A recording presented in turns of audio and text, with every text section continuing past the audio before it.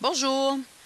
Alors aujourd'hui, petit aparté avant de continuer à remplir notre coffre à outils pour éventuellement faire un problème d'optimisation en long et en large. Petite définition qui vont nous être utiles en fait dans le contexte d'un problème d'optimisation. Alors, premier élément dont je veux te parler, c'est ce qu'on appelle un polygone de contrainte et c'est ce qu'on va travailler dans les exercices dans les pages suivantes. Vous avez vu dernièrement dans les autres capsules comment tracer des inéquations dans le graphique. Hein? Vous avez vu que pour aller tracer une inéquation, bien, de quoi ça a l'air visuellement? Ça a l'air d'une droite frontière et d'une région qui est solution. Okay? Dans les faits, je vous l'ai dit dernièrement, je vous le répète, dans le contexte d'un problème d'optimisation, on va avoir à tracer plusieurs inéquations dans le même graphique. Donc, vous comprendrez bien que quand on va tracer plusieurs inéquations, on n'ira pas barbouiller le côté qui va nous intéresser parce que comme on va en avoir à tracer plusieurs, à un moment donné, là, nos barbouillages, on ne se comprendra plus. Donc, dorénavant, quand on va tracer des inéquations, plutôt qu'aller barbouiller le côté qui est notre solution, je vais vous inviter à aller tout simplement faire des flèches pour aller indiquer le côté où figurent vos réponses, vos solutions. Vous allez voir que ça va être pas mal plus efficace au niveau de la compréhension qui va suivre. Qu'est-ce qui arrive maintenant si on en trace plusieurs inéquations? Donc, par exemple, ici, je t'en ai tracé une. Je pourrais t'en tracer une deuxième.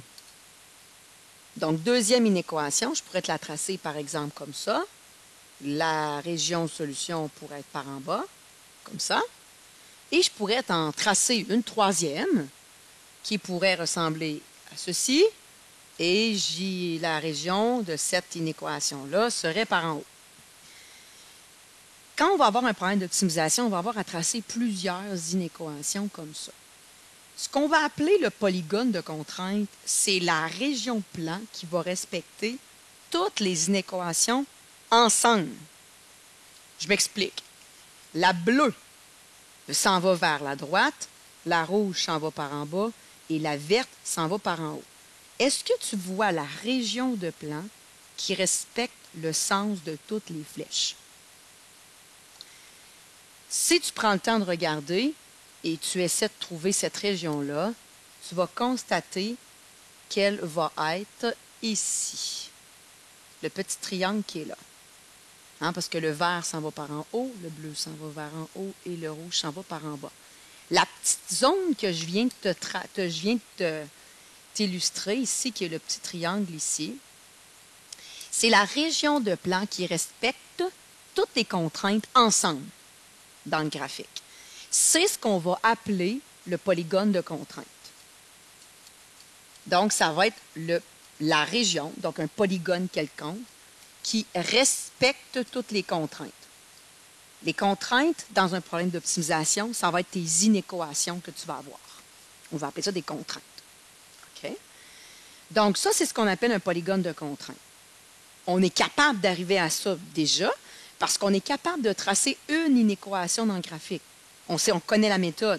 Donc, en tracer une, en tracer deux, en tracer 8 dans le même graphique, ça va devenir un peu lourd, mais c'est la même technique que tu appliques 8 fois. J'y arriverai dans quelques instants. On va aller se faire un exemple. Il faut être capable, donc, dorénavant, de tracer plusieurs inéquations dans le même graphique et de trouver la zone dans le graphique qui respecte tout le sens de toutes les flèches. Et cette zone-là, elle va s'appeler polygone de contrainte. Okay? Avant de continuer, je veux juste te faire prendre conscience que des fois, dans la vie quotidienne, quand on a différentes contraintes, c'est possible que ça ne soit pas cute comme ça et que ça ne fasse pas une zone fermée, comme on vient de se l'illustrer. Par exemple, si tu avais deux contraintes, une, exemple, par ici, et une contrainte qui pourrait aller par en bas, par exemple, puis qu'on arrêterait là dans le problème, bien, ce que ça donnerait comme zone qui respecte toutes les contraintes, ça donnerait une zone ici. Mais une zone qu'on appelle ouverte. On appelle ça un polygone non borné, c'est-à-dire que la zone n'est pas fermée, elle continue à l'infini ici vers la droite. Okay? C'est possible d'avoir un problème d'optimisation qui malheureusement arrive à ça. On verra éventuellement qu'est-ce qu'on fait avec ça. Mais sache que le polygone de contrainte, donc la région qui respecte chacune des inéquations tout ensemble, c'est possible que le polygone, la zone ne soit pas fermée, qu'elle soit ouverte. C'est une possibilité. Okay? Donc, sache-le. Donc, dans quelques instants, on va aller tracer des polygones, un polygone de contrainte ensemble, puis je te laisserai faire les autres. Au niveau de la notion de contrainte de non-négativité, ces contraintes-là, on y arrivera quand on va faire un problème d'optimisation, mais elles feront partie intégrante de 99,9% des problèmes d'optimisation qu'on va faire. C'est des contraintes, donc ça le dit, contraintes de non-négativité, c'est-à-dire que les variables ne pourront pas être négatives. Ces inéquations-là, ces contraintes-là, elles ne seront pas mentionnées dans le texte, mais il va falloir quand même penser à les ajouter. OK? Parce que dans les faits, là, nos deux variables qu'on va parler dans notre contexte, là, dans bien des cas, elles ne pourront pas être négatives. Là. Si on parle de quantité quantité, je ne sais pas moi, mettons qu'on parle de quantité de blé, de quantité de soya, comme on a vu dans les autres capsules, bien, quantité de blé, quantité de soya, en termes de grammes, mettons, bien, tu ne peux pas avoir moins 4 grammes de soya puis moins 12 grammes de blé. Là. Impossible. Okay? Si je parle de nombre d'heures dans un emploi et de nombre d'heures dans un deuxième emploi, bien, ces variables-là ne pourraient pas être négatives non plus. Je ne peux pas travailler moins 12 heures au Subway. Okay? Donc, dans le principe du problème d'optimisation, puis on en a fait quand on a fait des traductions dans la dernière capsule, les variables pourront à peu près jamais être négatives. Donc, on va devoir, même si ce n'est pas mentionné dans le problème, les ajouter, les mettre, les traduire mathématiquement. On va devoir les indiquer dans le problème d'optimisation, juste pour qu'on se rappelle que les variables, voilà, ne peuvent pas être négatives. Okay? Donc, j'y reviendrai quand on fera un problème d'optimisation, mais je voulais quand même tranquillement t'amener à te parler de ce qu'on appelle les contraintes de non-négativité. Okay? Donc, voilà. Ici, je vais passer la petit exemple ici. Tu peux l'essayer si tu as le goût.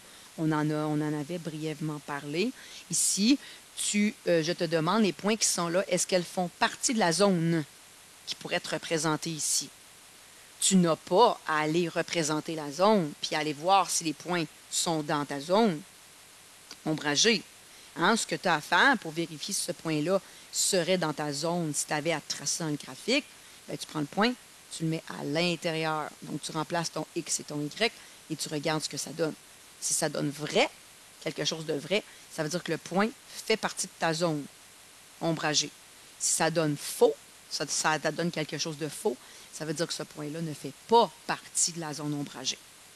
Donc, ne respecte pas la contrainte ou l'inéquation. On en avait brièvement parlé. Aujourd'hui, je vais mettre l'accent sur notamment le polygone de contrainte. Je vais aller faire un exemple avec toi. Je vais t'inviter à faire les deux autres par la suite. Je vais aller faire avec toi l'exemple 3 où on parle du Festival d'été de Québec. Alors, Festival d'été de Québec, on a 8 personnes qui sont présentement sur une portion du site. Donc, c'est illustré graphiquement. Les personnes sont illustrées par des lettres majuscules avec le point. Donc, la personne A est ici, la personne H est là, la personne E est là, etc. Et il y a des endroits interdits sur le site du Festival d'été qui sont représentés par la solution du système d'inéquation suivant. Donc, la zone qui va venir respecter les deux contraintes qui sont là est interdite pour les festivaliers. La question, c'est qui est hors la loi?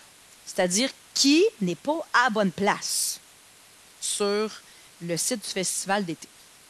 Alors, pour répondre à cette question-là, on va devoir aller représenter ces deux inéquations dans le graphique, ces deux contraintes-là dans le graphique. On a vu comment tracer une inéquation. Bien, en tracer une ou en tracer deux, c'est la même chose, la même technique qu'on répète 2 fois. Okay? Je te rappelle comment faire. Là, ici, comme on a plusieurs inéquations à aller tracer, on va devoir les numéroter pour qu'on soit capable de se suivre. OK? Donc, inéquation 1, inéquation 2. Et ça va me permettre aussi de prendre le temps de te rappeler au niveau mathématique comment bien communiquer là, quand tu fais ce genre de démarche-là. On va commencer par la première. Donc, 2x moins y plus grand ou égal à moins 2, je dois aller représenter cette zone solution-là. Je te rappelle que la première étape, étape 1, je dois aller tracer la droite frontière. Donc, 2x moins y égale moins 2. Donc, je dois aller couper mon plan en deux avant d'aller déterminer de quel côté va être ma région solution. Donc, tu dois aller tracer la droite frontière. Donc, ce que tu fais, tu prends l'inéquation, tu remplaces le signe d'inégalité par 1 égal. Pour aller tracer ça, plusieurs techniques. Je t'ai invité à isoler ton Y. Ici, pour aller tracer la droite, ce n'est pas une obligation, mais c'est une suggestion. Fait qu'ici, pour aller isoler le Y, je vais aller enlever 2x ici de chaque côté. Donc, je vais obtenir moins 2x moins 2 à droite. J'ai mis le moins 2x devant pour aller tranquillement m'amener à la formulation qu'on connaît, qui est ax plus b. Et ici, j'ai moins 1 y. Si je ne veux pas moins 1 y, j'en veux juste 1. Donc, ça, c'est moins 1 fois y. Je vais aller m'en débarrasser en divisant par moins 1 partout. Quand je divise par moins 1, ce que ça a comme impact, c'est que ça change le signe tout simplement. Donc, j'avais moins 2x, ça devient plus 2x. Et j'avais moins 2, ça devient plus 2. Donc, dans le fond, ici, la droite que je dois aller tracer, la droite frontière de la première inéquation, c'est 2x plus 2. Pour aller tracer ça, deux techniques, table de valeur ou la technique des bons avec le taux de variation. À ta guise, je vais aller faire ici la technique des bons, puis pour l'autre, j'irai faire la table de valeur. Donc, c'est quoi la technique des bons? Tu regardes la valeur initiale, ici c'est à 2. Ce que ça veut dire, c'est que la droite, ici, passe à y à 2. Y qui vaut 2. Donc, la droite passe là. Et pour ce qui est de la technique des bons, donc mon taux de variation, c'est 2, 2 sur 1. On sait que le taux de variation, c'est la différence des y sur la différence des x. Donc, ce que ça veut dire, c'est qu'ici, j'avance de 2 pour le y et j'avance de 1 pour le x. Donc, je pars à ma valeur initiale. Je monte de 2 pour le y et je tasse de 1 pour le x. Donc, je me ramasse ici. En partant, juste avec ça, je suis capable de tracer ma droite, qui représente ma droite frontière de ma première inéquation. Donc, allons-y.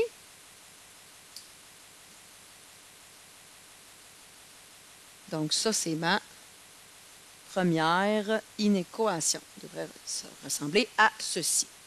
Je l'ai tracée pleine, ma droite. Pas d'erreur ici. On se rappelle que le réflexe que vous avez, c'est prendre la règle et relier. Mais faites bien attention. Rappelez-vous que pour aller tracer l'inéquation, quand j'ai plus grand ou égal ou plus petit ou égal, comme ici, la droite va être pleine. Donc, les points sur la droite font partie de la région solution. Tantôt, la deuxième qu'on aura à tracer, la droite va devoir être pointillée dans mon graphique. Parce que comme c'est strictement plus grand, les points sur la droite ne feront pas partie de la zone. Donc, tantôt, on va devoir y faire attention. Mais ici, je peux tracer ma droite pleine comme c'est plus grand ou égal. Ça, c'est fait.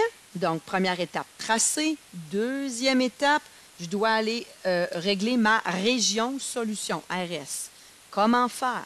Donc, mes points solution de mon inéquation, c'est ici à droite ou à gauche. Comment savoir de quel côté je suis dans ma région? Je prends un point d'un bord ou de l'autre de la droite. Le point 0,0 ici n'est pas sur la droite. Je t'invite fortement à prendre lui parce que c'est plus facilitant. Ce que tu fais, tu écris l'inéquation de départ. J'insiste encore. Vraiment l'inéquation de départ. Et je remplace le x par 0 et le y par 0. Et je regarde qu'est-ce que ça donne. 2 fois 0 moins 0, ça fait pas mal 0. Donc, ça donne 0 plus grand ou égal à moins 2. Tu dois te demander ici, est-ce que c'est vrai? Est-ce que c'est vrai que 0 $ est plus grand ou égal à moins 2 $? Oui, ça c'est vrai. Ce que ça veut dire, c'est que le point 0,0, c'est une réponse.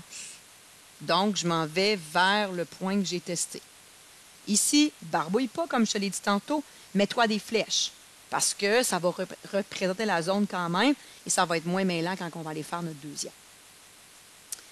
Alors voilà pour ce qui est de la première inéquation.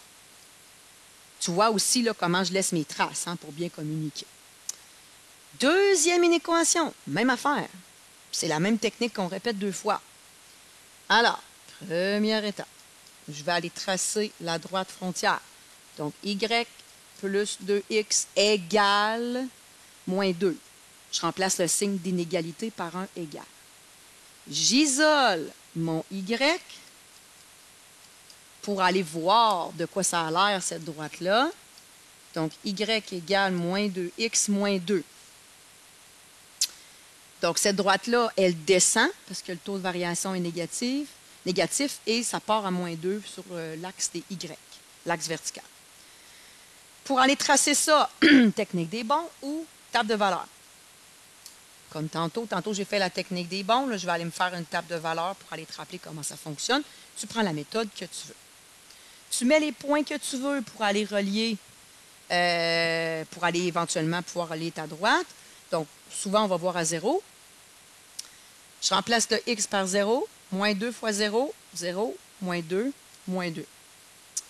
Puis, après ça, pardonnez-moi, je suis dans la gorge. On va aller voir à 1, tiens. Donc, si le x vaut 1, moins 2 fois 1, moins 2, moins 2, moins 2, moins 4. Je t'invite à aller mettre minimalement 3 coupes de points pour t'assurer que tu vas avoir la bonne droite. Je vais aller placer ces points-là. 0, moins 2. 0, moins 2, c'est ici. Et 1, moins 4. 1, moins 4, c'est ici. Attention, là, je dois aller relier ma droite. Fais attention ici. La droite doit être pointillée parce que j'ai le signe strictement plus grand. Fais-toi pas prendre. Attention. Donc là, prends ta règle. Moi, je vais manquer un petit peu de pression. Je m'excuse d'avance. Mais prends ta règle et va me relier ça de manière précise. OK?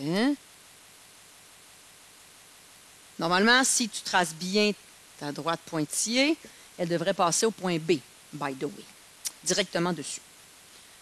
Voilà pour ce qui est de ma droite frontière de ma deuxième inéquation.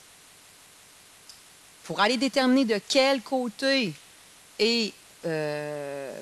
sont mes solutions, donc région solution, teste un point d'un côté ou de l'autre de la droite pointillée.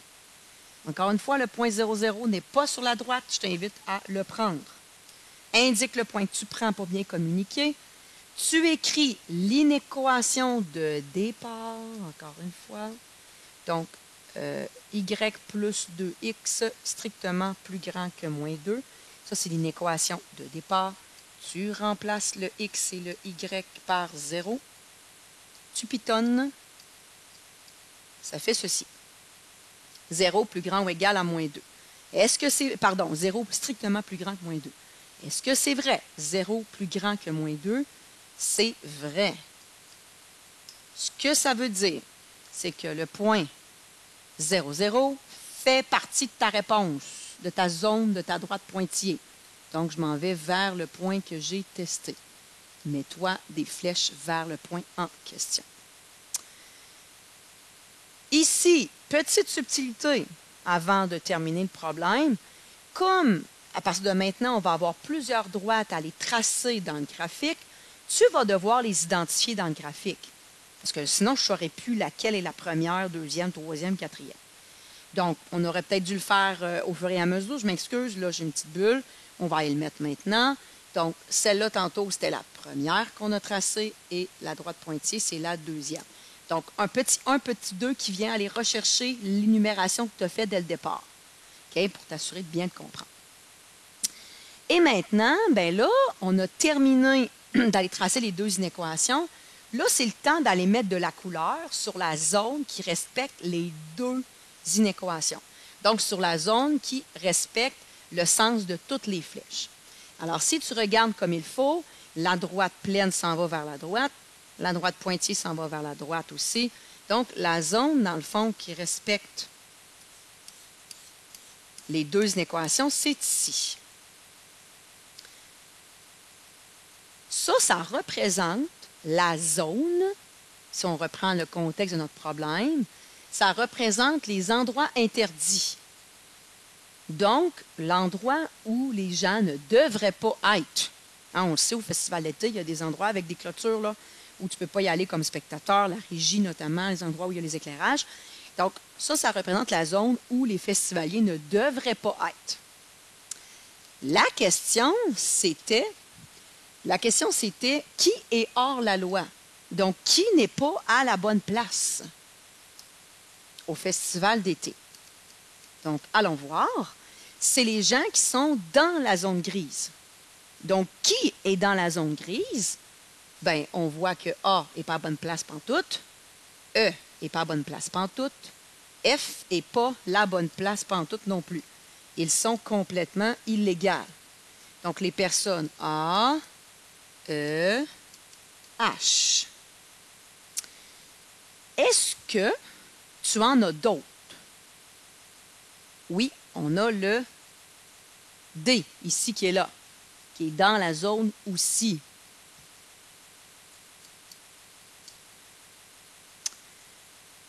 Avant de terminer le problème, je veux quand même te faire réfléchir. La personne F qui est là, personne F qui est là, est-ce qu'elle est illégale? Est-ce qu'elle fait partie de la zone interdite ou pas? Mathématiquement, si je te réponds, okay, elle est sur la droite pointillée. Est-ce qu'un point sur la droite pointillée fait partie de ma zone grise? La réponse, c'est non. Je te rappelle qu'une droite pleine, ça illustre les points qui font partie d'eux. Une droite pointillée illustre les points qui ne font pas partie d'eux. Donc, la personne F ici sur la droite pointillée, donc mathématiquement, elle ne fait pas partie de la zone et donc elle n'est pas illégale. Bon, dans les faits, là, au niveau concret, là, ça voudrait dire que la personne F, là, mettons Frédéric, là, Fred, là, il est assis sa clôture, sur la clôture en l'air. Bon, est-ce qu'il est illégal? Est-ce qu'il ne l'est pas? On pourrait s'obstiner. C'est pas fort hein, en partant. Mais c'est sûr qu'ici, mathématiquement, il fallait se fier à ça. Là. Fred, là, il jouerait avec le feu, mettons, mais il n'est pas dans la zone dangereuse. Il n'est pas dans la zone où il ne doit pas être. D'accord? Donc, voilà pour ce qui est de l'exemple.